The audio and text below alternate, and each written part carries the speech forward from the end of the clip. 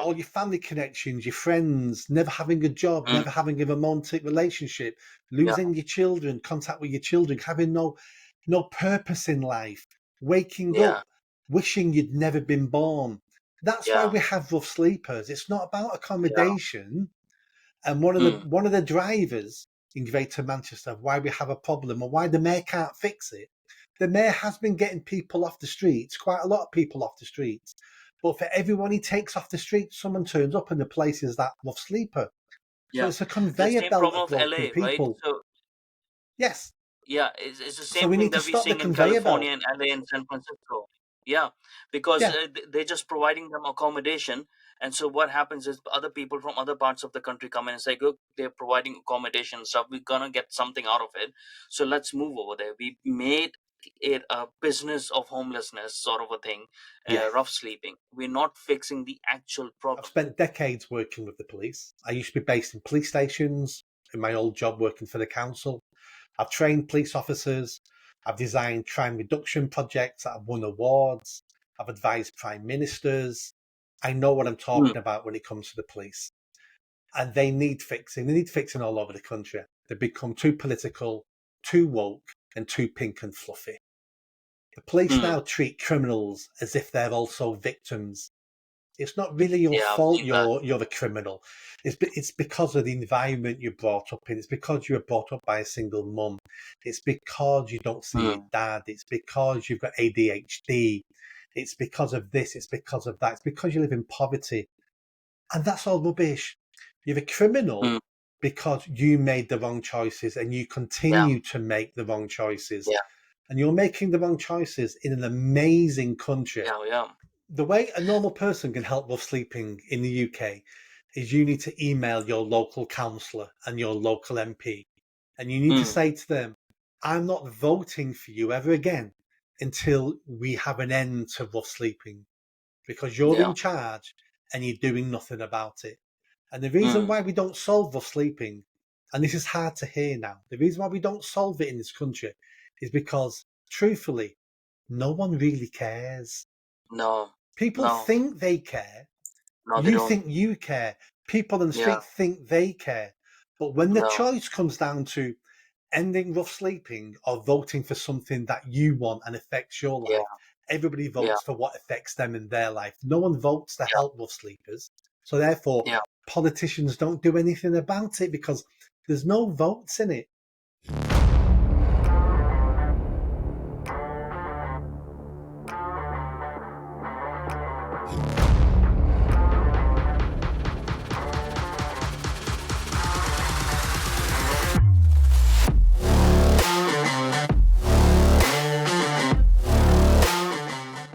We cannot go on the way we have been for the last half century. The best way we can expect from our political overlords is managed decline, and they seem to be doing a good job at it. The question I ask is, where are the leaders with a vision of tomorrow? The Tories promise a bigger economy. The Labour promise more public spending. Neither will make us happy. We need to feel integrated within our community and have a family to care for. We are social creatures, not accountants or consumers. We need to fix the basics. I am not a genius with a new plan, just a man with an old plan who wants it implemented correctly. I do not care about a political career because I'm not a politician. I want to do the heavy lifting today so those who come after me can continue to fix our problems in a system that works for the people. I am tired of the mourning. I'm tired of waiting for someone else to fix our problems. I'm tired of the apathy. I will do what I can. The rest is up to you. These are the words of the new independent candidate for the mayoral position in Greater Manchester, Nick Buckley. To give a bit of a brief introduction about Nick, for those who might not know, Nick grew up in a single parent household on a council estate and faced adversity early on. some because of the situation he was put in, and some self created, but eventually got out of it. He started his business as a market trader, moved into wholesale, and then started working for Manchester Airport. Had an industrial accident, but then found a job with Manchester Council as a youth intervention officer, then as a community safety coordinator. During that time, he won a handful of awards for reducing crime and antisocial behavior, as well as advising national government.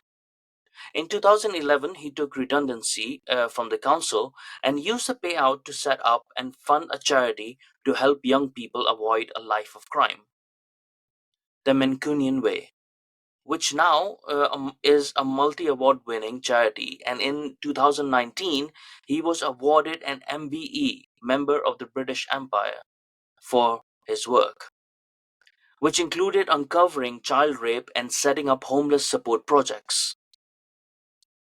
Controversy happened with the charity as well, where the board members of the charity tried to boot Nick off because of certain thoughts he expressed, mainly around Black Lives Matter, or more like Black Lives Incorporated. Thoughts that eventually came to be true. Buckley was reinstated after reaching a pre lawsuit agreement with the existing trustees, which saw them step down en masse to be replaced by a new set of trustees. Nick is also the author of 3 books: Lessons in Courage, How I Fought Back Against Cancel Culture and Won, The Making of a Beggar, Rejecting Personal Responsibility, and Feminism, Myths, Lies, and Ungratefulness. And here we are now in 2014 with Nick Buckley, MBE, standing as the independent candidate for the position of mayor in Greater Manchester.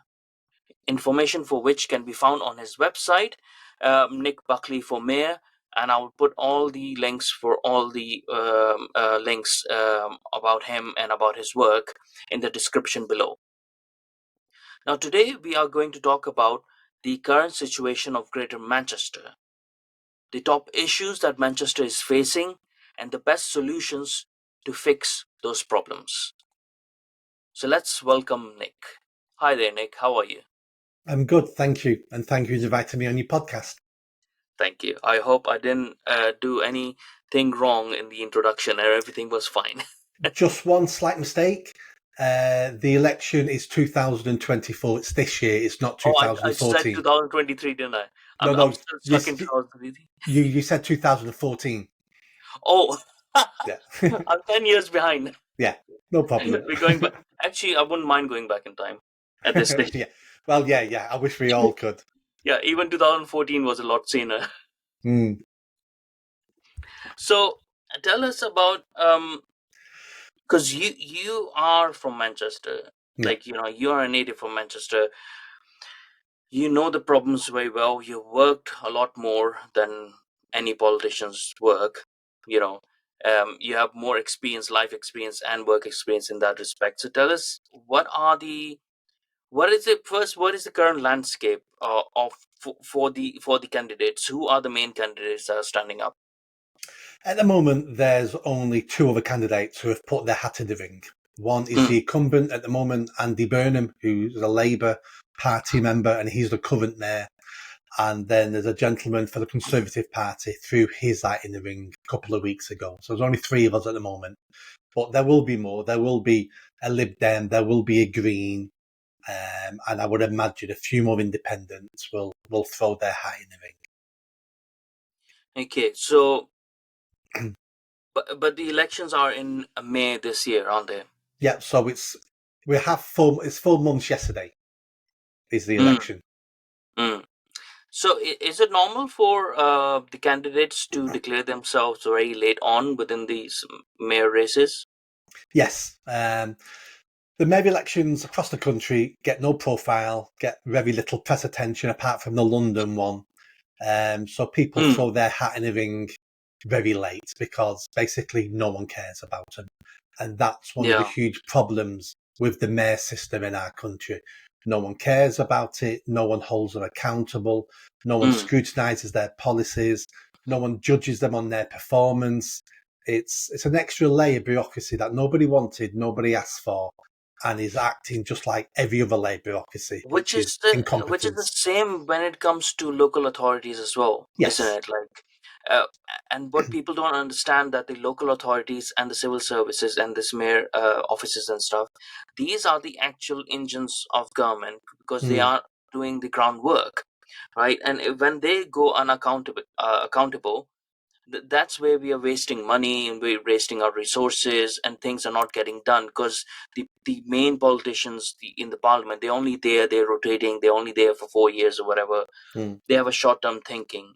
But the mayor's position is like, it's more concrete, because it's more linked with local authorities, which are there for a lot longer, their directors and stuff. So it's creating those relationships. So people should really pay more attention to the position and to the elections of mayor, because that will affect their life more. Absolutely. If you want to know which politicians affect your life the most, it's your local councillor. Mm, Because, the Home mm, Secretary sat in London has no say over the police no. in your area, but the local councillor does. If you've got no houses in your area and your children can't afford to get on the property market, that's not the Prime Minister's fault. That's your local council's fault for not giving And the prime planning minister wouldn't permission. even know. The No, prime minister would, yeah, the local councils have so much power and so much influence over your life, and most people don't even vote at those elections. yeah. And that is the shame that I've seen. Like, the turnout for the local elections is so low, but and Mm, at the same time, I'm also disappointed by smaller parties not paying that much attention to local elections, because that's how mm. you get in. But that also shows that some of the smaller parties maybe just have an eye for their self-interest rather than the country's self-interest, because their candidates want to be in the parliament, rather than helping the actual local authorities, local people. Sorry, not Exactly. the authorities. No Yeah. one, they don't need the help. Yeah. And, They and are and if screwing you want up to be a on their own. politician, do you want to be a local councillor on £12,000 a year, or do you Exactly. Yeah. want to be an MP on 86, going up to Mm. £92,000 a year? Yeah. Which one would you pick? Exactly. Exactly. And that's the thing. Like, when we're choosing for mayors, no, Manchester has picked Andy Burnham before as well. It's like, why are you picking Yeah. him? He's only concerned about his political career.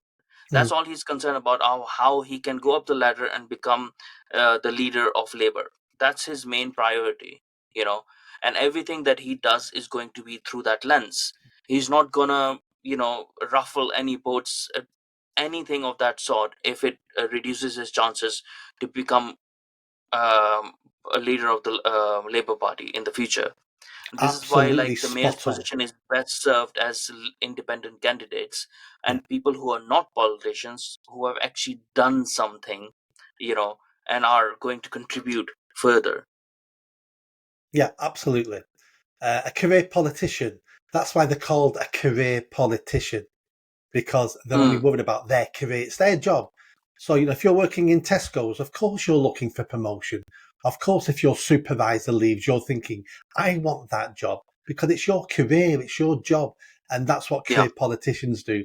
They're not worried about the residents, not worried about the people of the country. What always comes first is their career. People and yeah. the country always come second or third. Yeah, and this is nothing new. I mean, No. we've seen this through the Greek times when democracy was introduced. Like, this is the mechanism of how people operate, and people who actually care about the people, the politicians who actually care about the people, they have no strong voice within their party. They're always the backbenchers, or, like, put away somewhere in the corner, and they're fighting for you know little things, which are very big things for their local community. Mm, But they're fighting about those little things, and in 30, 40 years maybe they might achieve it, because they don't have that backing, because what are they are proposing is not sexy enough for the political mm, party. And that, we see that all the time. I think so it's time that we start picking up politicians like yourselves, not politicians but people, candidates like yourself, who are not politicians and don't have a desire to emulate any political career out of what they trying is the thing, the objective that they're trying to achieve. They're telling you we're going to achieve that in this much sort of time, and then we're gonna go our way. And those are the people that you can trust. They're there to do a job. You know, like Exactly. And that's what people need to realize.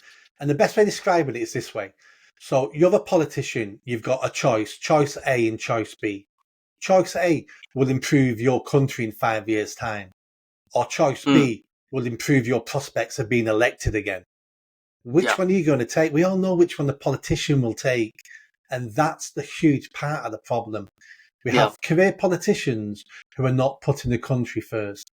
mm, What we're lacking in our country are statesmen, stateswomen, yeah, people who put the country first and say to the electorate, I don't care if you don't vote me in again, because mm, I'm not here to be voted in again. I'm here to improve your life and improve the country the best way I see fit.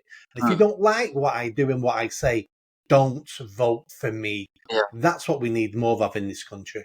But that will only come from people like yourself Mm, who have experience and life outside of politics, who can survive without being an MP, right? So, but these most of these politicians that we have are very one-dimensional in a way that, um, if they're not a politician, there's very much less that they can actually do. They yeah, will be, if they're famous enough, they will be put into positions and they'll screw up that job as well, or they'll go up and give like speeches and whatnot, for a fee. But there isn't much else that they can actually actively do, and only some of them can do. You know, yeah. and probably that, and this is why like they keep on rotating in this way, and they keep on focusing on their political career, because they know out of the political career they have nothing, they have no skills. Even within politics they have very low skills. So Yeah, and that's because they did political science at university. mm, From yeah, university, went straight to working for the politician mm, as a secretary, as a PA. Then they get put yeah, into a safe a seat. policy advisor and Then they stuff like become an that. MP, and that's all they know. They haven't got any Yeah, real world yeah, experience anywhere. The only world they know yeah, is the political world, and the political yeah, mm, world is a made up Narnia mm, world. It doesn't really exist. There's no experience you can gain from that apart from how to be and how to be a longer serving politician. We used to yeah, judge and politicians on what they did. That was a successful politician. yeah, We now judge a yeah, successful politician about how long they've been a politician. yeah. I mean, and how ridiculous that is. Mm. How ridiculous that is, that he's been there. Doesn't matter his achievements. Oh, he's been there for 30 years. So what? If he's Yeah. been there for 30 years, he should have achieved like a book worth of like efforts. It's just, and it doesn't matter. Like I usually think that how better this country would be if our parliament was in majority filled with politicians or candidates to become politicians from either the armed forces and entrepreneurs. If we had a mixture of those two people in majority in our parliament, regardless whether it's right or left, whatever, it Mm. doesn't even matter what wing it is, our country would be in a better position. Because those people, like one side of the entrepreneurs who have taught themselves how to do it, they have dealt with adversities and they know what the country needs. And the other side of it, the armed forces, they have faced real danger. Mm. They know how to spot enemies, they know how to deal with those situations. How much better our country would be. Yeah, we need a better mixture of people sat in Mm, Parliament. Another idea I've been thinking about is maybe we limit the number of times you can stand and be an yes, MP. So at the yes, moment, you can be an MP all your life. How about we yeah, limit it to two parliaments, 10 years, yeah, and then you have to yeah, leave? yeah, And yeah. that will focus people's minds better because you know you're only here for a short amount of time. So I might as well try to do the best I can because I'm getting kicked out in 4 years anyway, as Mm, opposed to I'm going to ride this gravy train for as long as I can. yeah. Yeah, I mean, and obviously, but the problem that we have, the people who can make that decision are the ones who are dependent on the gravy train, and that's why they Yeah, would yeah, not want. yeah, exactly. It's So like let's turkeys come to voting for Christmas. yeah, exactly. We have seen that happen though, Mm. mainly with the left. So there's still hope, maybe.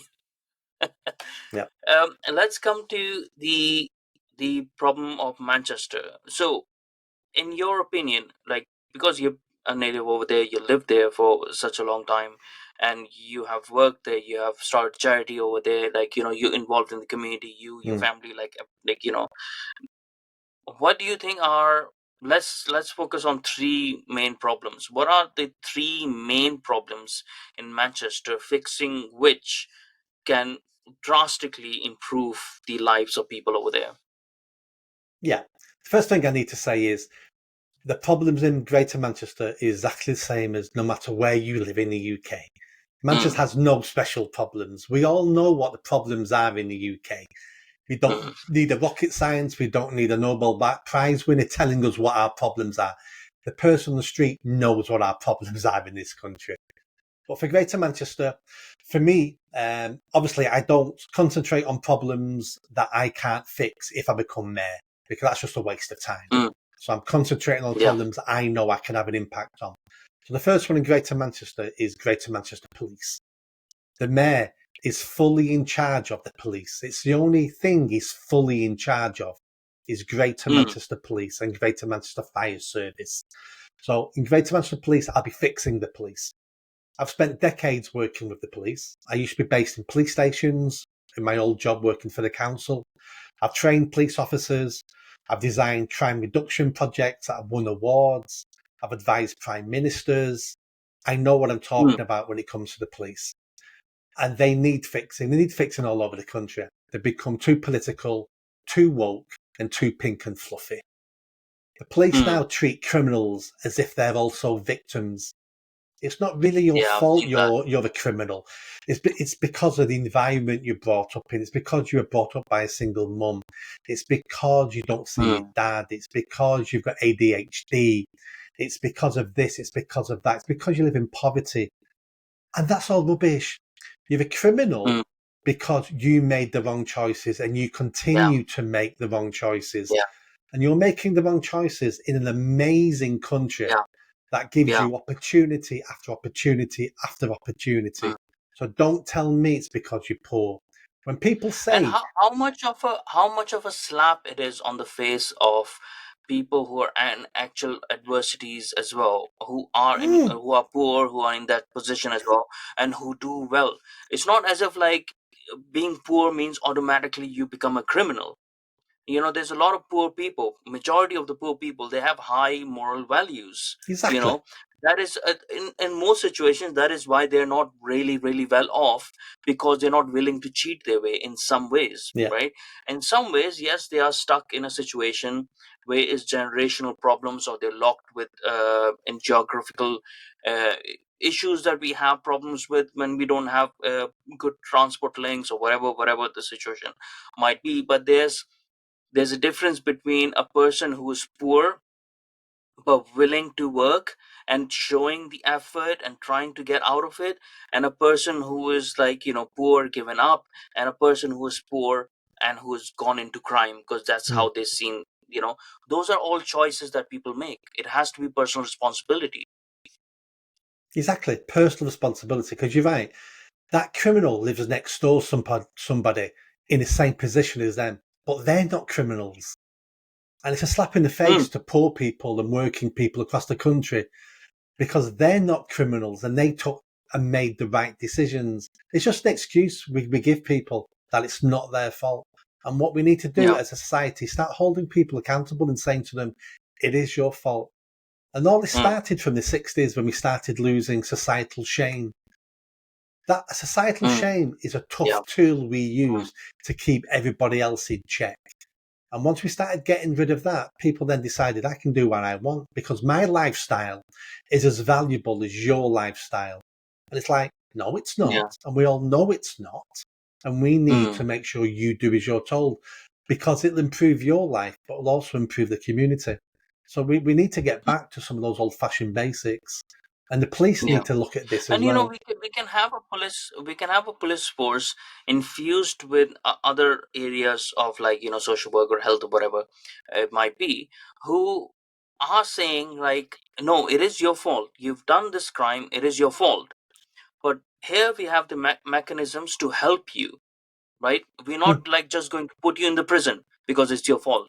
You have done this. If you're willing to put in the work, then we're willing to help you. But first, you have to accept that it is your responsibility and you pay for that crime before you start getting back into the society. yep. I mean, that's the basis of our rehabilitation in prisons and the criminal justice system and probation. And let me tell you now, hardly any of it works. So Mm, rehabilitation is, the way we do it, a complete waste of money. Um, hmm what we need to do is we need to start looking at the children of criminals to make sure mm, they don't go down the same path. That's an yeah, easier thing to fix. It's cheaper, quicker, and easier to change an 11-year-old mm, than wait until they're 21 and we're locking them up. Now, what stops crime is several mm, things. The first, one of the big things that stops crime is the likelihood of you getting caught. If you think you're going to get yeah, caught, you're less likely to commit crime. sure. It isn't the sentence. If you don't think you're getting caught, but the sentence is life in jail, you still commit the crime Mm, because yeah, I'm not going to get caught anyway. So people who want higher sentences all the time don't understand how criminals' minds work. And that's why we have this crime mm, epidemic across the country, because we've got middle class, yeah, university educated people at parliament, in the police, who have no mm, idea how criminals think because they've never met one. mm. They've not lived among And they have criminals. never lived among one as well. Yeah, exactly. You So they know. have no. They think they design projects that would stop them being criminals, but they're not a Yeah, criminal. yeah. It's not part Very of good their point. nature. It's not part of their culture. Mm, So they're trying to think of things that would stop them, but it doesn't mm, work. So we need to make sure more criminals are caught. We need to advertise more to communities what we do. And we need to shame mm, people who have been caught for criminality. yeah. Um, and that's some of Show the that things the the police system can is do. the force is working.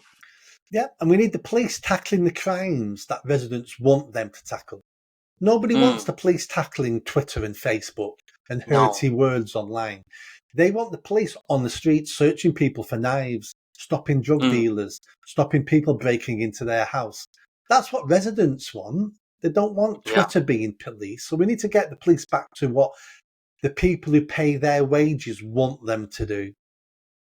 Mm. And I'm pretty sure back to what most of the police officers wants to do as well, because Yeah. that's what they join the police force for. They don't join it to be a nanny, but that culture is also changing, right? So the Yeah. older police officers are the ones who want to do the actual policing, and the newer police officers are there for pay only. It depends where And you are. So it depends where you are on the ranking that's a order. good point. So Yeah. because the whole recruitment process in the police is wrong, so I'll be changing that within Greater Manchester Police. So the Mm, more woke you are in the police, more likely you are to be promoted. So mm, at the interview to be promoted, you've got to come up with a woke idea about how to yeah. engage the black community, the Asian community, the Oh yeah. Muslim community, Yeah. the Yeah. LGBTQ community. What are you going to do Yeah. about non-binary people? What are you going to do Yeah. about black lesbians in wheelchairs with face tattoos? What are you going to do about them? And if you can Yeah. come up with some crap idea at an interview panel, you Yeah. get promoted.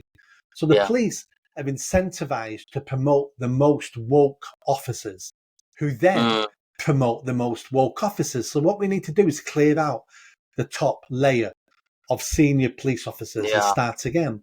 And then we change the Yeah. recruitment process of how we get new officers, and we change the promotion board as well. And over 5 to 10 See that years, we start that's such changing a the culture. that's such a good point. Like you can't change culture unless you change remove those people. Hmm. You can't rehabilitate those people. Like you have to remove them from the positions of power that they have, that they're influencing these crap woke ideas Hmm. onto actual policing work. You have to remove them, and the same goes for the administration of NHS, or the other areas as well. But as you said, those are the areas where things that you can't influence, there's no point, or things you can't actually make happen, there's no point of you And wasting your energy upon that, because that would just yeah. mean that you're trying to get your political points up, rather than actually working at it. What you can do is you can show where you have the ability to make an impact, how you've made an impact, and make a template for other people to follow Mm. in other areas where they can, sort of lead by example, sort of a thing. So that's one main issue, and I Yeah. think so every part of of our country has that same issue with policing, but to varying degrees. I think so this problem is more, the woke police problem is more pervasive within the major cities, Mm. but it is leaking out into bigger towns now. Yeah. Everywhere. Or even if the police officers within those towns and those areas, they might not be woke, but the mechanism of the police academy is has become woke. So eventually, Yeah. those people are going to either have to give in, or they'll just move out and do some of the jobs, which is what we are also seeing. Like, the high Yeah. quality people are not doing these jobs because they can't be dealing with that every day. So that's one problem Yeah. of Manchester, which is the same problem of what's the other problem that we So have, the bigger yeah, problem? I'm going to be looking at rough sleeping. So rough Mm, sleeping is our fellow citizens living and dying on streets, in entries, in cardboard mm, boxes, sleeping in excrement and having rats running all over them. That's what I mean when I talk about rough sleeping. So I'm promising to end rough sleeping in Greater Manchester in 1 year. And the reason why in I'm one so year. confident I can do it is because I've been working with rough sleepers for nearly 2 decades. I've Yeah. designed projects to get rough sleepers off the streets, get them jobs, get them help and support. I know what I'm talking about. I've seen over 2 decades what stops us solving this problem. And what stops us solving this problem is cowardice. That's all that Mm, stops us, because it can easily be done. And it won't even take a lot of money. The mayor we've got currently in mm, Greater Manchester said he'd end rough sleeping in 3 years. It's been 7, and rough sleeping is increasing yeah. again in Greater Manchester. He never ended it. It went down a little bit, and he spent something like £500 million on it. It went down a little bit, and now it's going back up again. What a waste of money and a waste of 7 years. The thing is, like, I think so it's a problem of the liberal mind that I've started to see now. I used to still, in a way, consider myself as classical liberal, but I see the failings of liberalism, and the liberal mind just cannot think on terms, cannot take stern actions sometimes. And they always, Mm, it's the same thing that you said about policing that they're doing with rough sleeping. You have to make them aware that it is a choice that they're making now when there are alternatives available, and B, that it is in their power to change, right? mm, Get them out of that victimhood mentality. You're not a victim of anything, sleeping on the roads and on the streets and stuff. You have the ability to make a change, and once they realize that, then you give them routes to change themselves, actively change. And I know, like, people might say, okay, well, you've been working, this would be levied by some people. You've been working for 2 decades with the homeless. Why haven't you fixed the homeless problems, or it hasn't become better? It's because, like, the decision makers. mm. Now you're proposing that if you become the decision maker, all those barriers that were there for you to fix this Yeah. problem will be gone. Yep. And Exactly. you've Yeah. already you've done, like, sort of the PhD in homelessness and rough sleeping for 2 decades now, right? Yeah. And you are ready to implement that into action. It is. And the people who design these projects in Westminster and town halls, again, have never been rough sleepers, have never They met haven't a even rough talked to them. sleeper, never spoken to Yeah. somebody. So again, what they design projects thinking, what would I need to get me off the streets? Well, the answer's Mm, simple: accommodation. But yeah. that's not why these people are on the streets. There's nothing to do with Yeah. accommodation. Accommodation is part of the answer, but it's not the solution.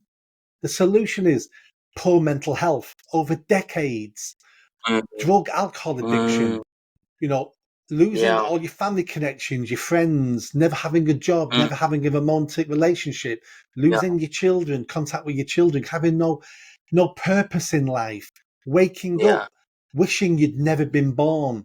That's why Yeah. we have rough sleepers. It's not about Yeah. accommodation. And one of the Mm, one of the drivers in Greater Manchester of why we have a problem and why the mayor can't fix it, the mayor has been getting people off the streets, quite a lot of people off the streets. But for everyone he takes off the street, someone turns up and the place is that rough sleeper. So yeah. it's a The conveyor same belt problem of of broken LA, right? people. So Yes. Yeah, it's the So same we thing need to that we're stop the seeing in conveyor belt. California and LA and San Francisco.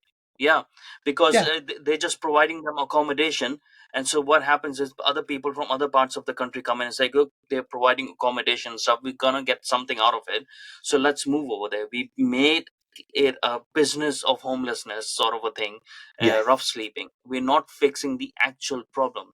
The actual problem is not the materials. It is not a materialistic problem, and that is another problem of the atheist minded liberals, right? So they think only in the materialistic world. For them, if you fix the material part of the world, and the material needs of a person, that their life is fixed. It Mm, doesn't matter. You give them a home, it doesn't matter. It might work for a year. mm, It, in good cases, it might work for a year and they might get a job. Something will happen and they will kick back in. mm, They will go back because those are unresolved issues. mm. We have to get to the core of the problem. Exactly. But yeah. I've worked with rough sleepers who have told me Mm, they've had 10 flats, apartments in 15 years, but they lose every single one of them and end up back on the yeah. streets. So the Yeah. answer to that person isn't for me to go find him a new flat, because a year later, 18 months later, he's back on the streets. It's how do Mm, we fix the problem? Get him accommodation as soon as we can, but he needs support and he needs some help to figure out how he keeps that accommodation. Otherwise, it's just a revolving door of accommodation mm, back on the streets, accommodation back on the streets. yeah. And you said Till something that person which, dies eventually. yeah, you said something which is really, really appropriate, which everyone needs to understand. Homelessness and rough sleeping in the UK is a multi-million-pound business. Mm, Nobody's trying, none of these agencies, none of these charities are trying to solve rough sleeping and homelessness. Why mm, would they? It's their business. It's what pays their wages, pays their pensions. Why would they try to mhm. solve it? They're not stupid. I'm the opposite. I'm saying I'm going to solve it and I'm going to try to solve it forever, because this is a national Yeah. disgrace.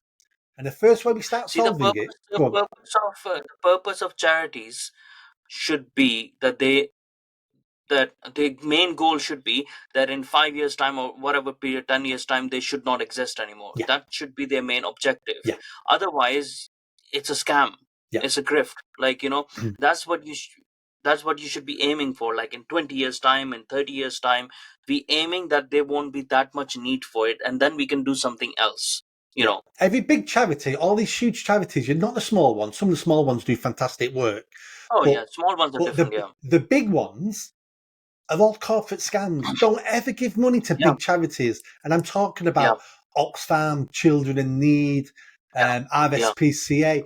They're Their all money just is not coming huge. over here. They're all just Yeah. cons. You've got Yeah. people making fantastic wages out of them, and they throw Yeah. a little bit of help, down the line Yeah. to some of the problems. Yeah. But they're part of the problems themselves because they've got too Yeah, big. they're making like thousands of dollars out of it, pounds out of it. Like they Mm, get paid way more than an MPs mm, would get paid. They're getting paid the same as a CEO of like corporate companies, and you're thinking like, well, this isn't a charity. This is like mm. your retirement plan or something. Yeah. And then you look at what some of So the big that, charities have done. Some of the staff in Oxfam mm, were raping women in Haiti yeah, and abusing yeah, children sexually yeah, across Africa. That's what some of these workers who are working for these big multinational charities are doing. They're not the yeah, good guys. They're just no, con artists, these huge yeah, charities. So don't ever give your money yeah, to them. yeah, Find a small local charity where you live who does face to yeah, face work with people. yeah, Give them yeah, the money. Don't give them to the yeah, big multinationals. yeah. So if you're going back to That rough is a very sleeping, let good me tell thing you because we how have we'll like these solve rough children in sleeping. these. Yeah, yeah, Yeah, let me tell you how we'll solve rough sleeping in a year. The first thing mm, we do is we end begging. Begging is the why. Begging is why we have people coming to Greater Manchester, because you can earn a lot of money sat on the streets in mm, Greater Manchester. mm, So let's end begging straight away. And we end begging with the police. We move people yeah, on to begin with. So if mm, you sit down, you're being moved on. You're not being arrested straight away. You're being moved on. You're going to be hassled so much you won't earn any money begging in Greater Manchester. So what's the mm, point of going to Greater Manchester to beg? There will be yeah, no point. So therefore, mm, begging ends in 6 months. The people who don't move will be arrested. and mm, we'll keep them. We'll arrest them. It'll take 12 hours to process them. We confiscate their drugs off them, and we hassle them for the day, and then we let them go. We don't press any. There's no point pressing charges and taking mm, people to court, so we'll just let them go. And then if they do it again, we do the same again. Greater Manchester will become a begging-free zone. Now, what mm. does that do in Greater Manchester? That creates an environment where broken people across the UK will stop coming to Greater Manchester because you don't beg there. I can't get any money for drugs in Greater Manchester. There's no point going. Now, the people who are already in Greater Manchester begging, it stops. They start taking less drugs because they can't earn the money anymore. If they're Mm, taking less drugs, they're in a better position to take the help and support that's available by the councils. Because that's one of the biggest problems for the councils. If they go out speaking to rough sleepers, would you like help? Would you like accommodation? They get told no, no, no, because that individual is caught in a 3-4 hour drug cycle where they're yeah, begging for money for drugs yeah, in 3 hours time. So yeah, they can't see beyond that. So they don't want help and yeah, support. But if there's yeah. no more begging, they'll turn around and go, well, actually, yeah, I do need help. I'm dying. Mm, My life's awful. I need yeah, help. And they're more likely to ask for it and accept help. Now, accommodation's a problem in Greater Manchester. We run out of accommodation like we have across the UK. Um, I'm going to be converting old warehouses in Greater Manchester, about 3, 4, 5, 6 of them. We've yeah. put garden sheds in them, and they're going to Mm, be independent living pods that we can get people off the streets on brilliant. day one.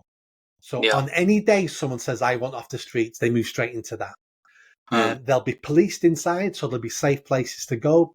They'll have dog kennels.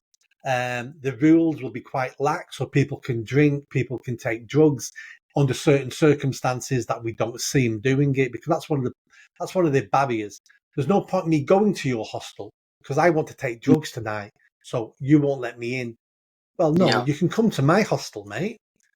And the Mm, reason why we don't do that now is because if someone dies in a hostel taking drugs, the council is scared stiff that the Manchester Evening News is going to blame them. yeah. Man ODs in council hostel. Shock, Mm, horror. What I'm yeah. going to say is, no, I take full responsibility for that. And some of them might die in our hostels, but do you know what? They're going to die in the streets anyway. At least Mm, in my hostel, they died in a bed and didn't have yeah. rats crawling all over them.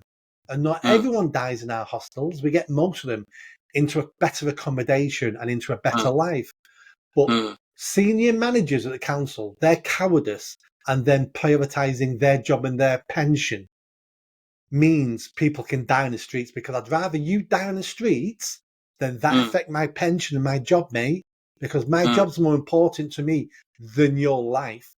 That's mm, part of the cowardice we face. mm, mm. And I had this idea independently a few years ago as well. That and I couldn't understand because I was talking with my wife. I think so it was like 3 or 4 years ago, and I was telling her like, why don't because we have the ability to do it. Why don't we build a center, but like a prison, but not a prison with independent room sort of a thing for people. And if you're rough sleeping and if you're homeless, we put them in there and we tell them, okay, you can do this and whatnot, but we have policing over there so that we make sure that nothing bad is happening inside it. But we also have doctors visiting to check the health of the people, to get them up. We have psychiatrists coming in trying to get them back to something.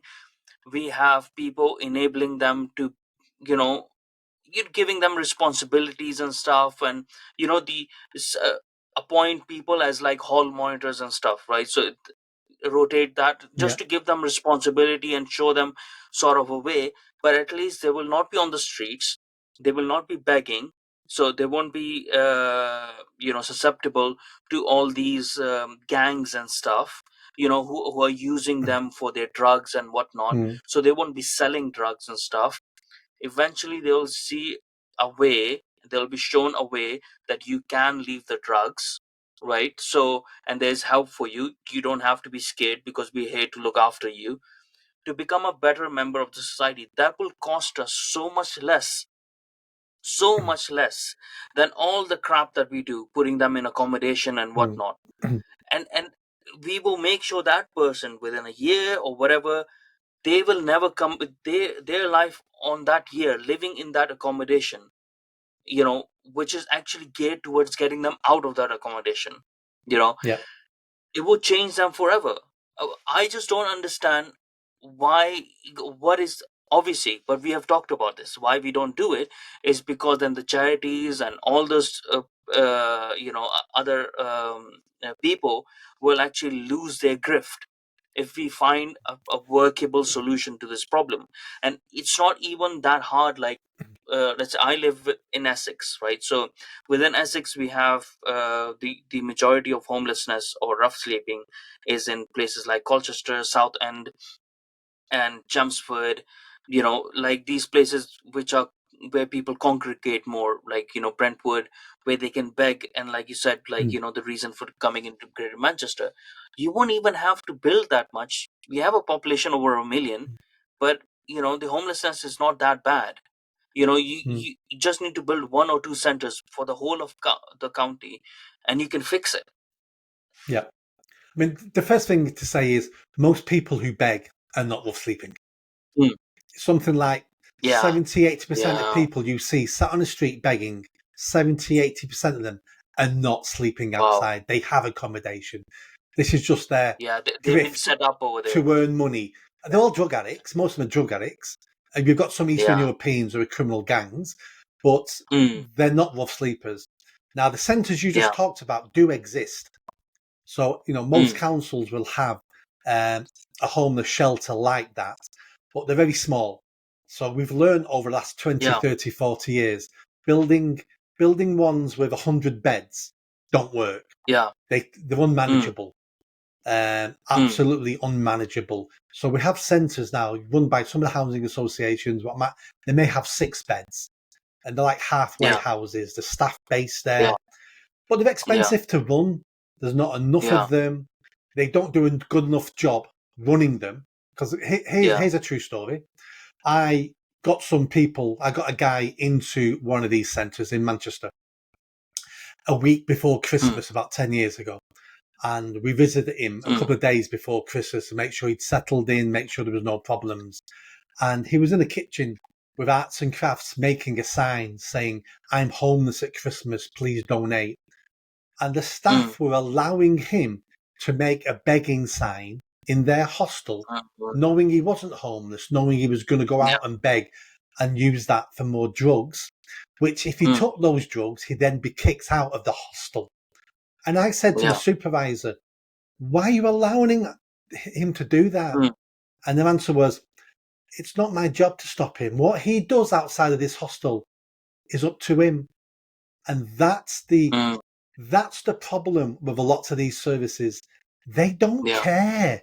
It's just Yeah. a But job. that's what I was saying, Nick. Like, I know those centers exist, but those centers are only geared towards giving them accommodation. Like, they're not geared towards getting them out of you know needing accommodation and stuff. Most of these centers are also, like you said before, like, you can't have drugs in there, right? So they won't go anyways, and then you have to pay a fee to get in as well, £5 or something. So how do you think they're No, going to get that £5 from? They're obviously going to beg for yeah. it, right? So Let me just stop you yeah. there. All those people who tell you they need a fee to get in are all lying. Mm. All right. There's Really. never a fee to access homeless accommodation. Never a fee Mm. anywhere in the country.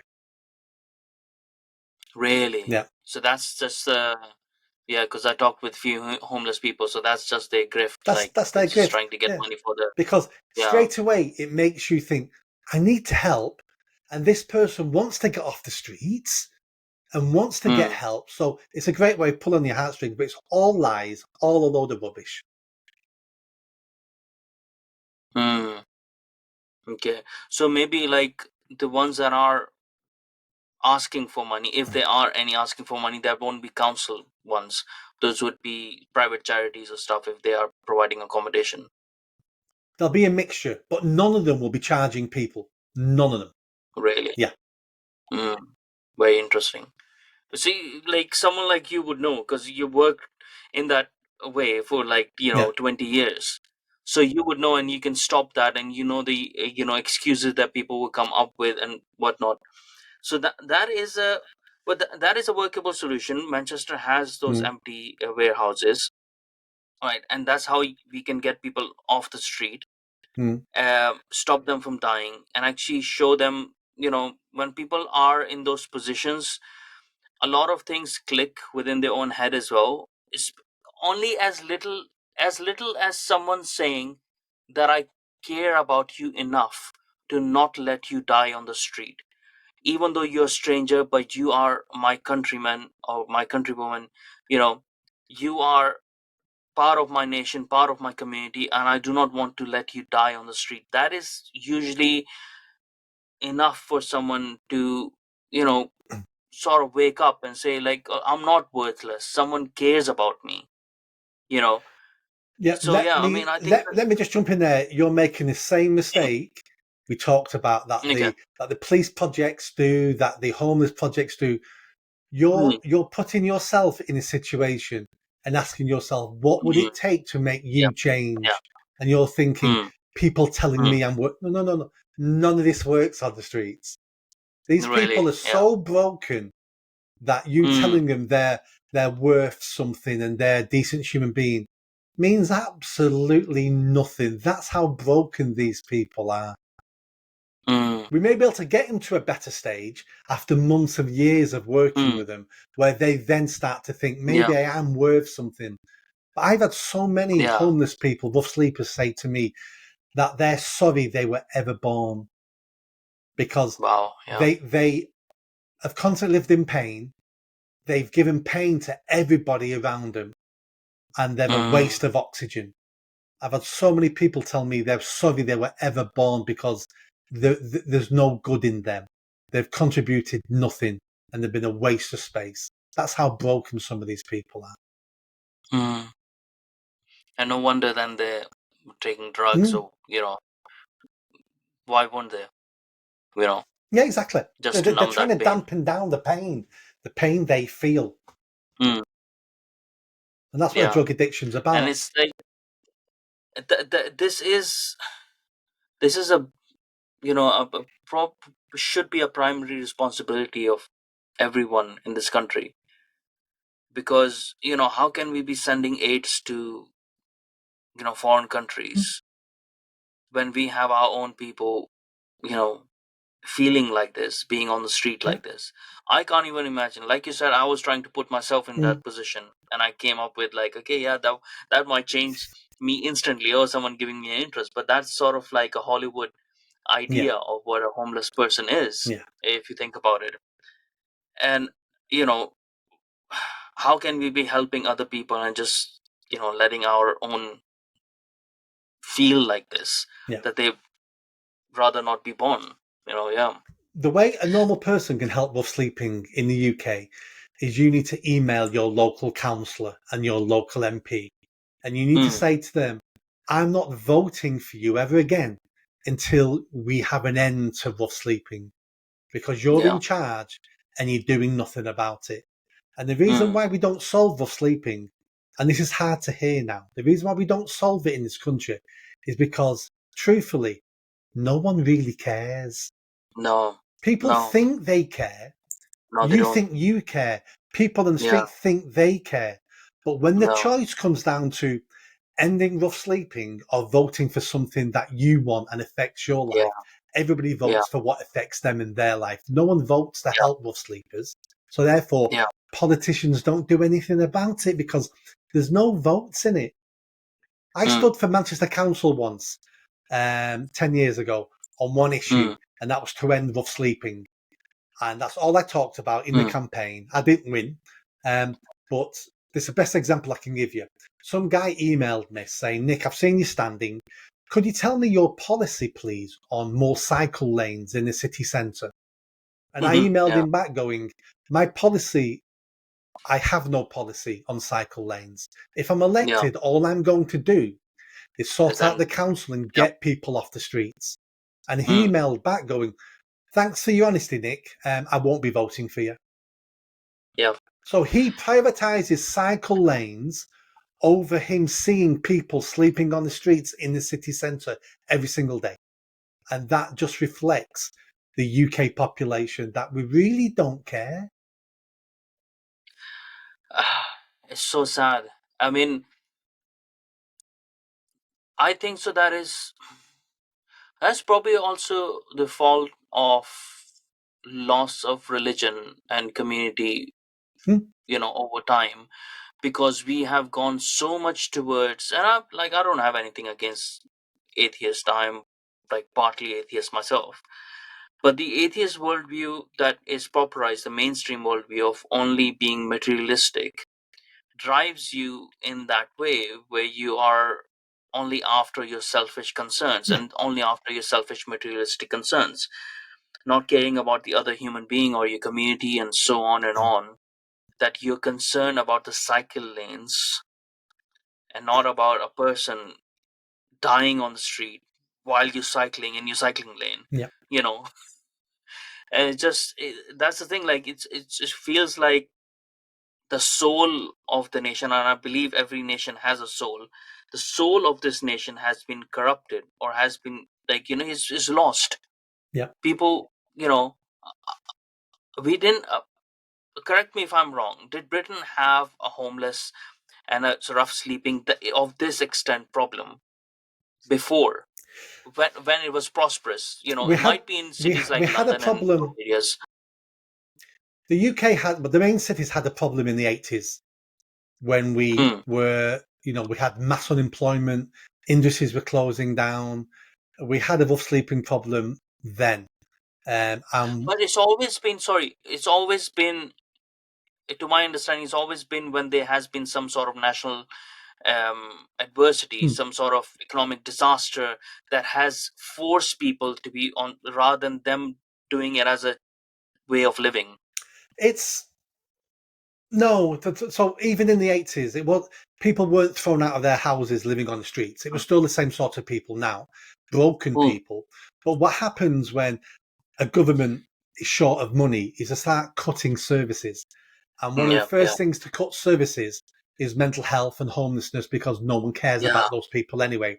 So those yeah. services get cut, more people find themselves on the streets. So that's what happened in the 80s. And that's what Mm, started our problem now. So 10, mm, 15 years ago, when austerity kicked in 2011, mm, that's when all the services started getting cut again. So people yeah, then, no safety nets, hit the streets. So it's always the same reason. But we fixed it in the 80s. And we'll fix this one if we can get some politicians with a backbone. But going back to that guy about the cycle lanes, the reason why mm, you're right about it's all about individualism now. It's all about yeah, me, me, me, me, me. yeah. We don't put our families first, and we definitely don't even put our communities first. We don't even put our Mm, children first. no, How many men now walk away from their children? How yeah, many women destroy their own yeah, relationships to bring up their children on their own? So we're doing it mm, to ourselves. What we need a way of bringing communities together so you feel part of that community. yeah, And you know that if Mr. Jenkins down the corner fails, that means your community is failing. That means it will yeah, impact you yeah. in ways you cannot imagine. Mm, And the best way I ever explained this to somebody was an 11-year-old kid. I was running a anti-crime project with some kids, mm, and this kid was quite anti-police. And mm, he was talking about how he got, well, first of all, we were talking about drug dealing and things like that. And he said there's a drug dealer who stands at the top of his street selling drugs every day, three different times: 11 o'clock, 3 o'clock, 7 o'clock at night. He's there, mm, does some deals, disappears. And he said that his dad said, well, he's just a businessman, that drug dealer. And if people want to take drugs and kill themselves, well, that's up to them. But the their drug choice. dealer is just an entrepreneur businessman, and we shouldn't penalise him for that. And that's what this kid was telling me his dad told him. I went, right. And I thought to myself, I'll address that in a minute. I'm not sure how I'll address that. And then we started talking about crime. And this kid said he got burgled once. He's 11 years old. He fell asleep downstairs at night on the settee playing PlayStation. And he Mm, woke up in the morning. The PlayStation was gone, his TV was gone, and the back door was wide open. mm, And somebody had come through the back door while he was sleeping on the mm, settee and stole his stuff. And what scared him was he didn't know. He could have been interfered with. But there was also a knife on the carpet that the burglar picked up in the kitchen to walk into the living room with. And Mm. he said he couldn't sleep for months after that. So I said to him, "Who do you think robbed you?" And he went, "My dad said it was the crackheads who live around the corner." "Well, and why did they rob you?" "Oh, they Yeah. wanted to steal the stuff to sell for drugs." "Right. And where did they buy their drugs from?" "Oh, they buy the drugs from that." The entrepreneur. "That man is affecting my life, isn't he?" And I went, "Now you get it. Yeah. That criminal drug dealer who you think isn't affecting you, he's just an entrepreneur. Yeah. Once you join the dots, you realize he's damaging your community and he's Yeah. damaging your life." And that he could see the light just open up in his eyes. He Yeah. got it. And that's what we need to Yeah. start teaching people, that we might not see straight away how these criminals or poor behavior or allowing people to fail in your community, how it affects you in the long term. And that's what we need to Yeah. start educating people on. But there's the thing, like I don't blame the younger people for not understanding this, because the Hmm. fault of the younger mind of a child and of a teenager and a younger adult is not understanding the consequences of actions. Hmm. And you but for an adult to not to understand the consequences of their actions, it shows, again, it goes back to that liberal mind, that over reliance on liberal mind, that it doesn't understand the consequences of actions. Hmm. His dad saying, "Oh yeah, but he's just an entrepreneur, he's just doing that," like, that's what he has to do. When it comes to immigration as well, it's like, "Oh well, those people weren't in a good place, so they have to come over here illegally by boat, and all men," right? Because, well, that's what they have to do. But you're not understanding the consequences of your misplaced compassion. Exactly. And that's like the mind of a child. That's what we have to get people out of. Everything is connected to something else. Mm.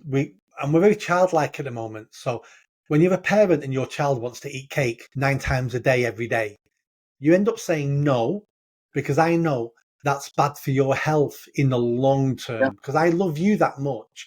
I don't Mm. just love you now. I love you 20 Yeah. years from Yeah. now. So I want you to be happy then. Exactly. And that's what we fail to do with not Mm. understanding consequences is I want They want the instant instant gratification. gratification. Exactly. Instant Exactly. gratification. I'm not planning Yeah. for me in 20 years from now. I just want me happy today. Yeah. And that's the thing, that's the materialistic world. Mm, You want it now, you want, like, because there's no life after death. There's no, like, who cares if someone remembers me or not, like, I'm gonna get my own now. In this world I might die tomorrow, like, you live in the now yeah, to the extreme. Like, you right. have to live in the now, but you have to also think about what you're leaving behind for those who you love. Yeah, it's a balance. Even, yeah, whether you believe in a god or not, or afterlife or not, like, you have to believe in the community, a community of your people around Mm, you. you know yeah, so that is the second problem. yep. What would you say, after policing and rough sleeping, what is the third biggest problem within Manchester, Greater Third biggest Manchester? problem that I'm going to tackle is going to make me the most unpopular man in Greater Manchester in the civil service. And I'm going to start highlighting all the waste and incompetence in all the public services across Greater Manchester. Perfect. Because as the mayor, I will be Yeah. sitting on all the boards. I will sit on the NHS board. I'll sit on the probation board. I sit on the transport board. I have a seat everywhere in Greater Manchester as mayor. So I might not be able to change all these Mm. organisations because I'll just be the mayor sat on the board. I can be voted. My vote won't count if everybody else wants to go down a certain path. But what I will be doing is I'll be naming and shaming people on those boards. I'll be saying, Naming and do you want to shaming. know why the NHS is a waste? Do you want, he's wasting £500,000 on this project? Because this senior manager, Joe Yeah. Bloggs, he created that project and he wasted all this money. I'll be naming and Yeah. shaming people Yeah. because until we put senior civil servants and put their skin in the game, nothing Mm. changes. I want them to be Yeah. embarrassed by the public. I want them to be held accountable. by the public. I want other politicians to be voted out of office if their hands are on some of this incompetence and mistakes and waste of taxpayers' money. I'm going to Yeah. be public enemy number one by the civil service in Greater Manchester because I'm sick of it. Mm. I worked for a council for 10 years. I've seen the Yeah. waste, I've seen the Yeah. incompetence, and I'm not having it Mm. anymore. And the only way we change it is by a Yeah. mayor who highlights it. And then, because I can't do all of this, but by then, by the voters changing the way they vote and holding these people Mm. accountable, that's the only way we get a Yeah. better public services. Yeah. Because a lot of stuff that goes on, so in the local authorities and in the other public institutions like NHS, police, fire brigade, and so on and on. A lot of the waste and the failed projects, which are high in majority, um, people are not aware of it because nobody's gonna, unless someone highlights it, nobody is going to know. And who is going to Mm, highlight it? Why would a mayor of mm, a city highlight it? Because it will show their incompetence, right? So they will, everyone in this sphere of incompetence is going to hide each other's incompetence yes. so that nobody is found out, and that's how the secret goes on. And you realize how much in our local area, when I was living in another town, they dug up our park, I think so, 4 times within 2 years, to reshift the flowers from there to there to there to Mm, there to there to there. None of them look good anyways, neither of their iterations of the flower arranging.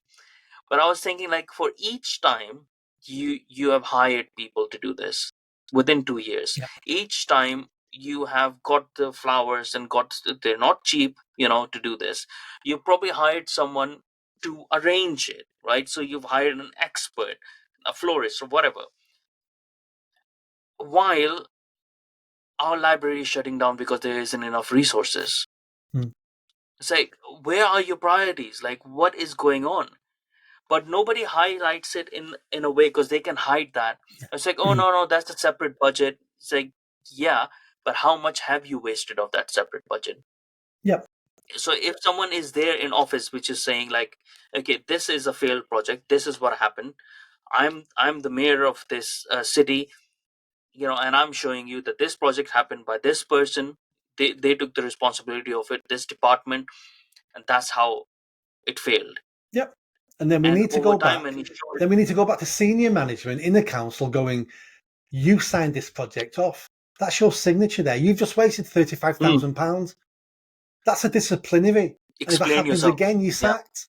So we need to start sacking some top civil Yes. servants who are always Yeah. incompetent.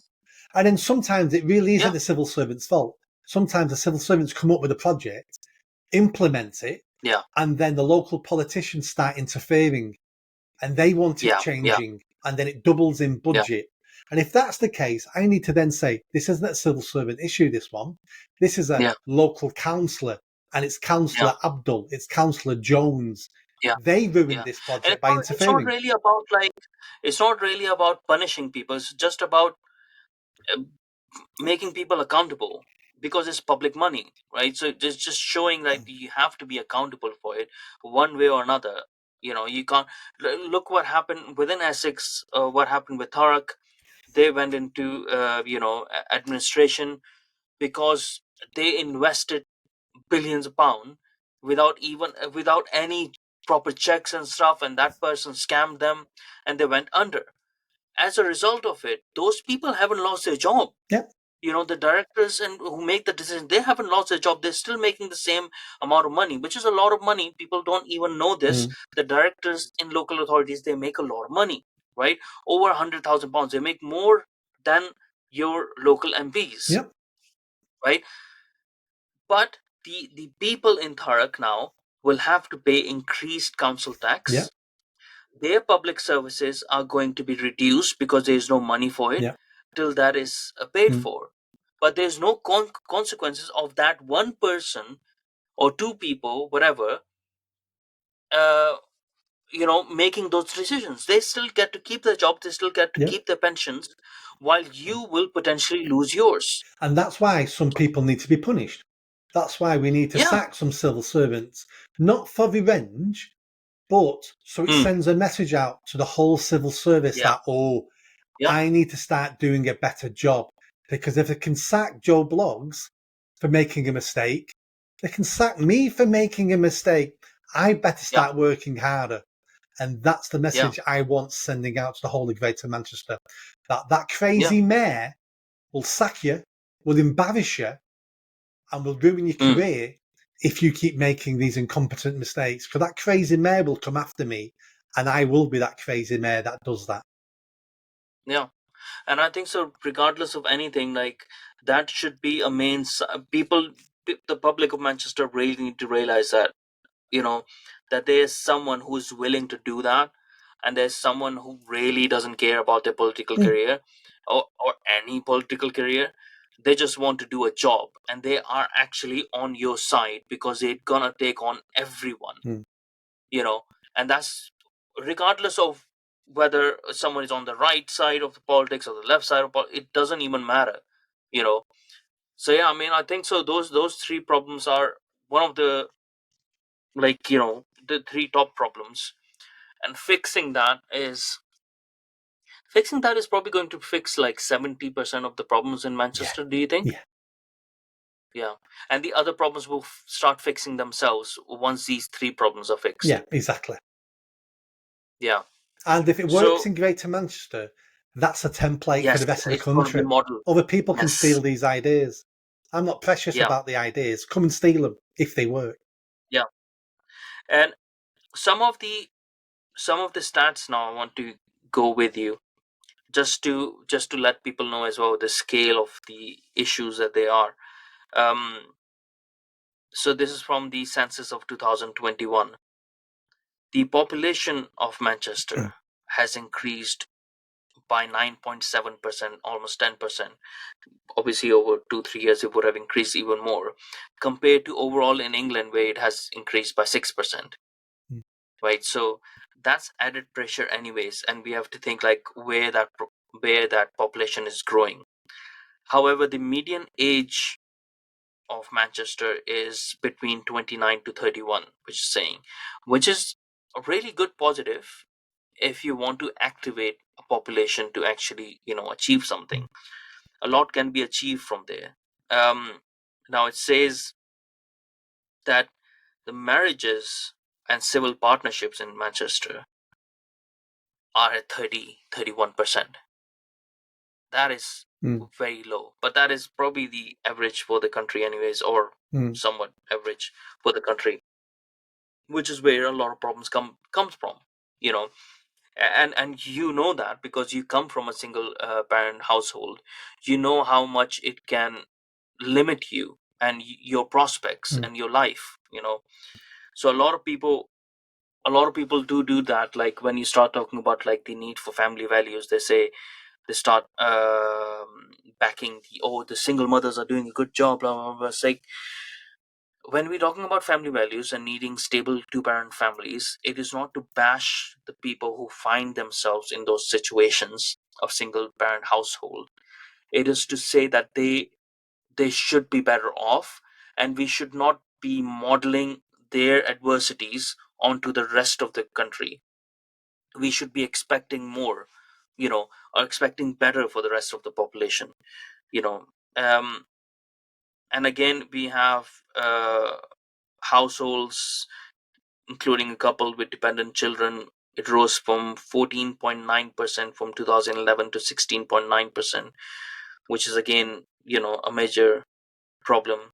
Employment it fell from 54 to 53, which isn't that much of a fall, but employment being at 53% for a major city of yeah, England, it's not really good. And then again, that sort of adds to the problems of Greater Manchester, because people are not working. And then it says in 2021, 11% of Manchester residents aged 16 years and over and in employment said they worked 15 hours or less per week. mm. So which shows me that they are earning some sort of benefits, Mm. right? And that's why they're keeping their low hours. Again, a huge, drain on resources, because that is happening for whatever reason. Health is only 43% of the people describe their health as very good. No wonder, again, a lot of mental health issues, a lot of, societal issues will come from people who are not taking care of Mm. themselves as well. And let's see, disability that has actually gone down. Now, religion, this is something that we picked up on as well. 32.4% of Manchester residents reported having no religion. So obviously that is going to have a huge impact. 36%, almost the same as no religion, say they are Christian. 22% are Muslim, right? Mm. So that is again sort of like, compared to all the other religions, why I'm picking up on 22% of people being Muslims is because Buddhists are zero point 0.6, Hindus are 1.1, Jewish are zero point 0.5, Sikh are zero point 0.5, any other are zero point 0.5, people who didn't answer 5.9, but Muslims are 22%. And we saw that the impact of one minority being a majority in that Mm. sense, and very activated majority, that it starts uh, reshaping the culture of that area to something unfamiliar to the native population and to the country, which Mm. is not good. um, you know to maintain the national culture of any region, I think so there should be at least 70-75% of the native population with the native culture in that area, living in that area, with other minorities not being the rest of 25%, because that makes them a majority in Mm. minorities. I think so we saw that after 7th of October attacks, of the shameful protests that went on within Manchester, those Mm. pro Hamas, more like pro Palestine or pro Hamas protests that went on, that it is so disjointed from the keeping of the national culture. Mm. And yeah, and like those are the things that I just wanted to highlight from the stats. And even when we see the ethnic makeup as well,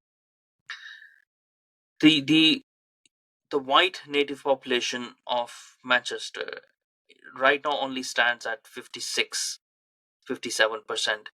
which over 10 years it has gone down from 66 to 56, 10% decrease. Mm.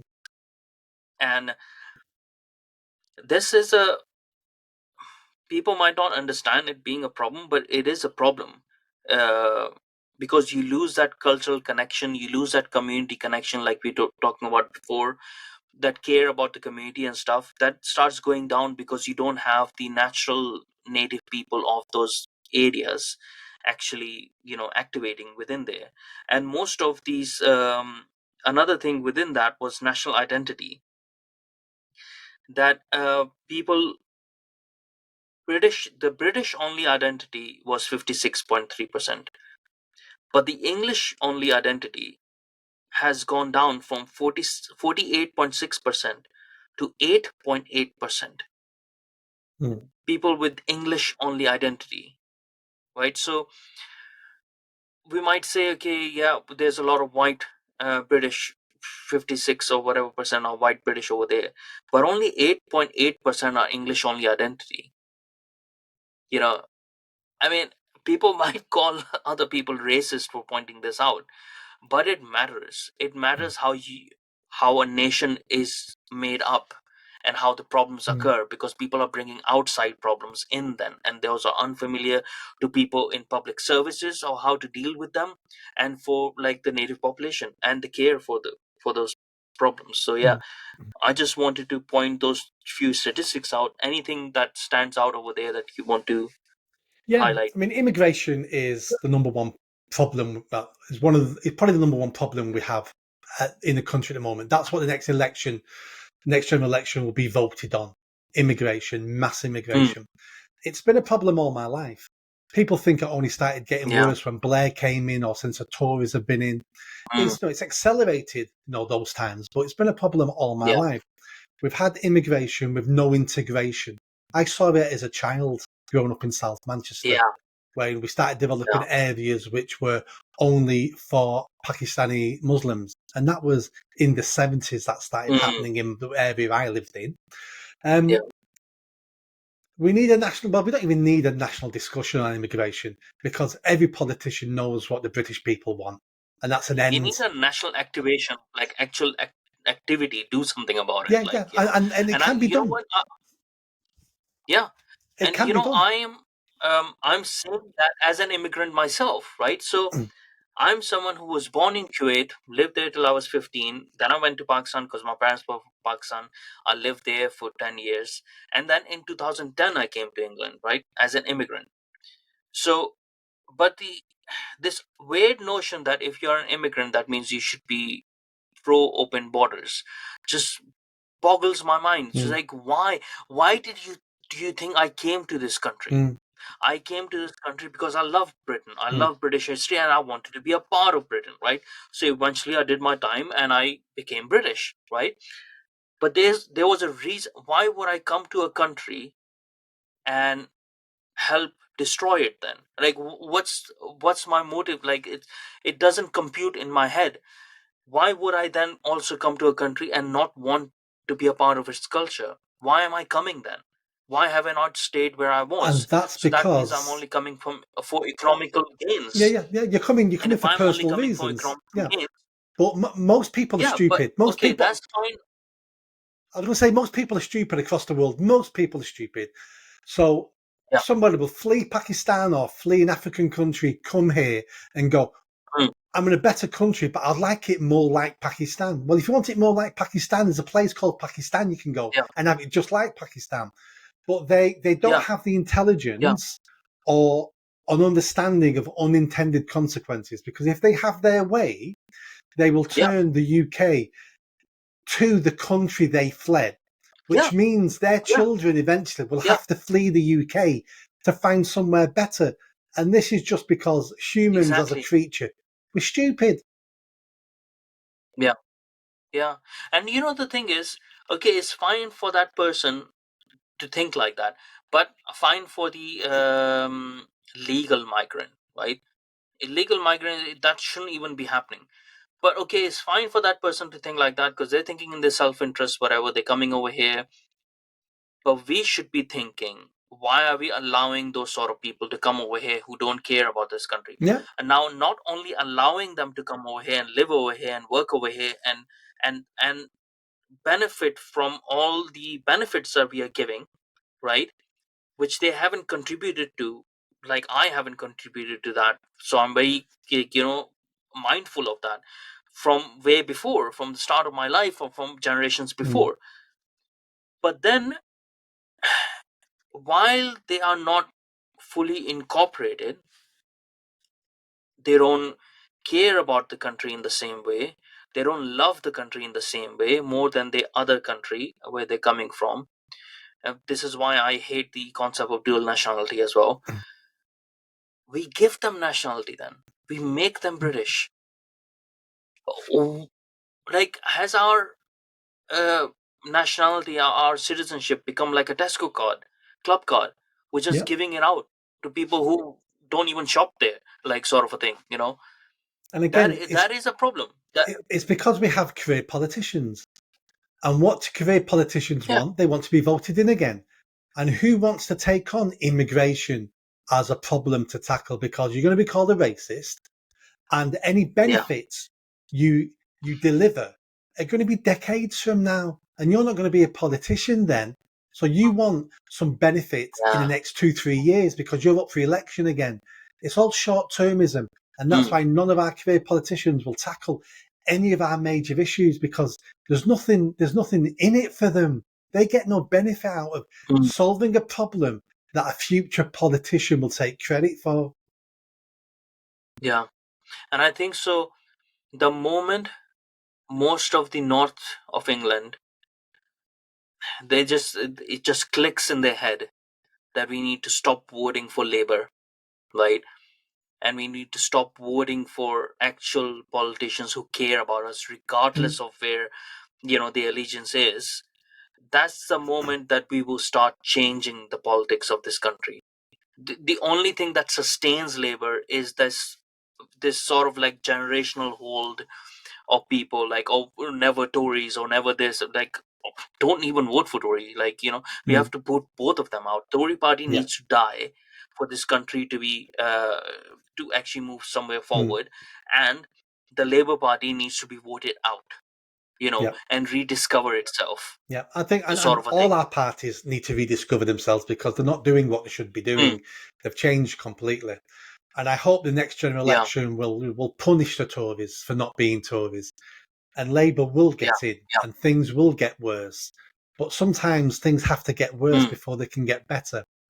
I remember the yeah, 1970s in the UK. We were dying in the 70s, mm, and it was only yeah, because we hit rock bottom that someone called Margaret Thatcher mm, came to prominence.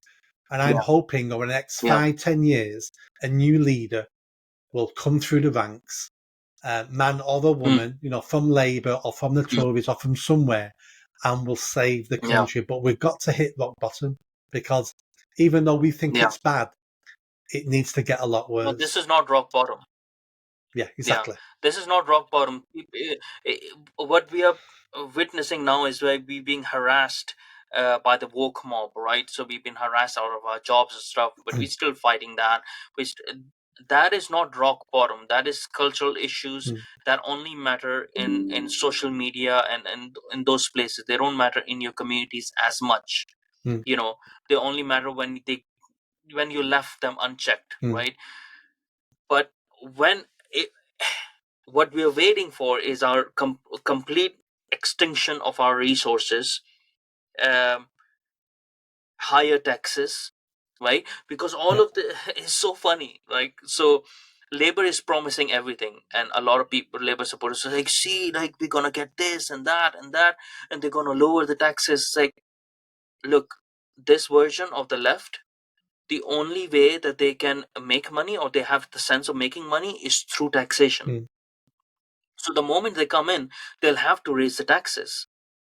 Yep. And then you will start seeing like people like Mm, really in trouble. They you know It's like, why do you think labor is not going to increase the taxes? They are going to increase the mm. taxes.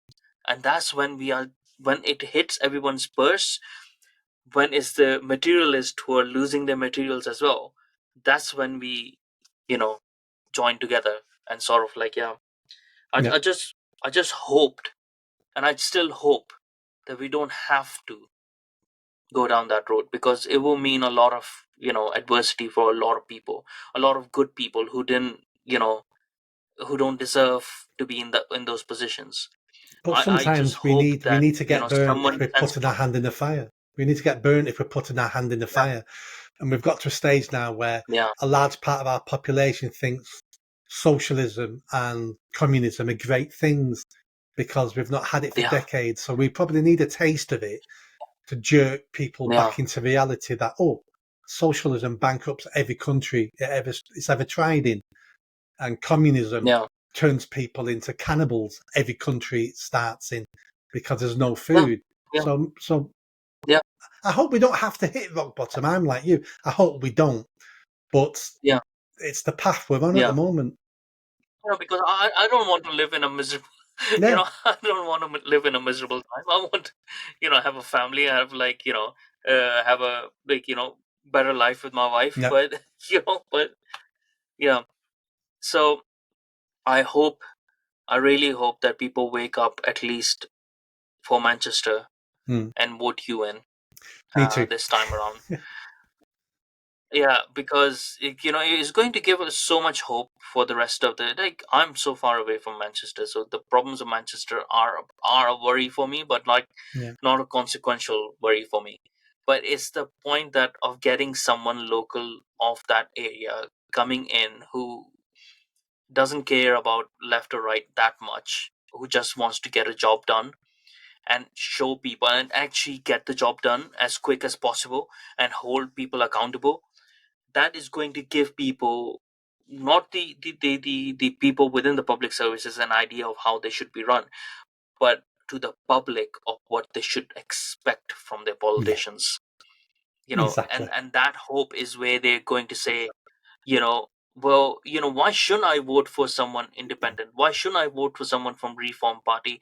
Why shouldn't I vote for someone from SDP? Mm, Shouldn't have to vote for someone from Tories or Labour. Look, they are, those other smaller party ones are actually doing a better job. mm, That's when we start shifting it, and maybe, like, the SDP takes votes, in the north yeah, more, Reform Party takes votes more, Independence takes votes more. So even if we have a labor government next time around, this time around, it's not in full majority. It's not a 75% sort of mm, majority. Maybe it's like 30% or 40%. It's like, best of the worst bunch sort of a thing. We have then a better chance of defeating them. yeah. And there's a But problem yeah, you've not I mentioned think there, so. and the problem is at the last mayor election, turnout was 33%, which means only 1 in 3 Yeah, people voted. Now, the biggest yeah. con the powerful ever played on the people of the UK was to convince poor people their vote doesn't matter and there's no need to vote. Mm, If everybody who yeah, doesn't vote turned out and voted, it could change the country overnight. But yeah. people think their But vote there's no doesn't point of matter. democracy No, otherwise. exactly. You know what? There's no point of democracy unless at least 70% of the people are voting. Mm, Otherwise, get rid of it. mm. There's no point of it. Let's have monarchs, let's have princes, and let's have those people, like, lords and whatnot.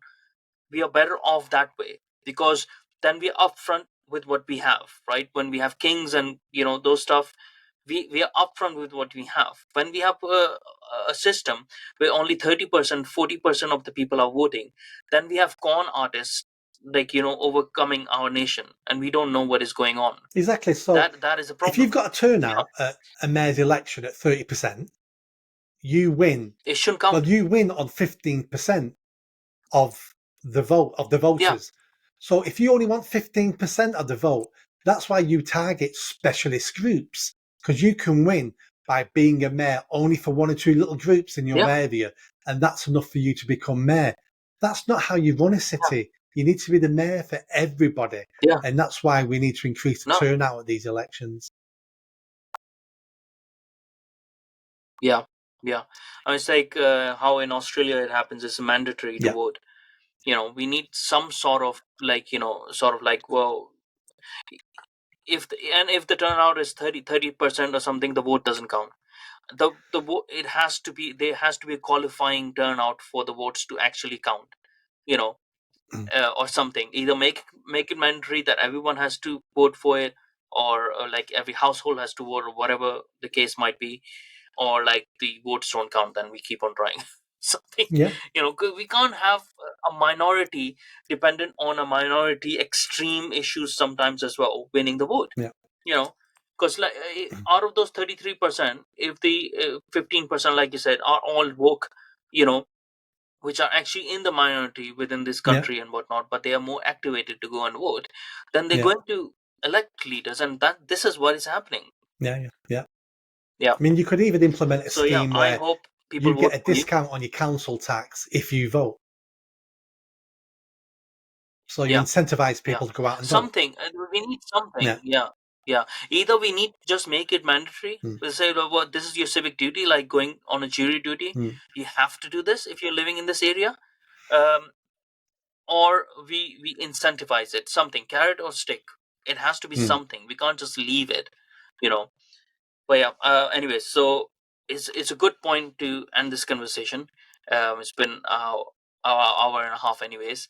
I really hope people go vote for you. I'll put all your links in the description below. People need to go check it out. Read your manifesto as well. I've read it. It's like, if I was living in Manchester, I would vote for you. I'd vote for you. I'd try to campaign for you. I'd try to votes for you. you know, mm, that's that sort of a thing, because it's a actual real person standing up. And not like, not a some fake person standing up. So yeah, mm, I hope that happens, and I hope it gives encouragement to people. And yeah, just stay on the line for a bit so we can say our goodbyes properly. And to everyone listening, thank you for listening. And I hope we get another guest for you next time. And yeah, just stay tuned. Thank you.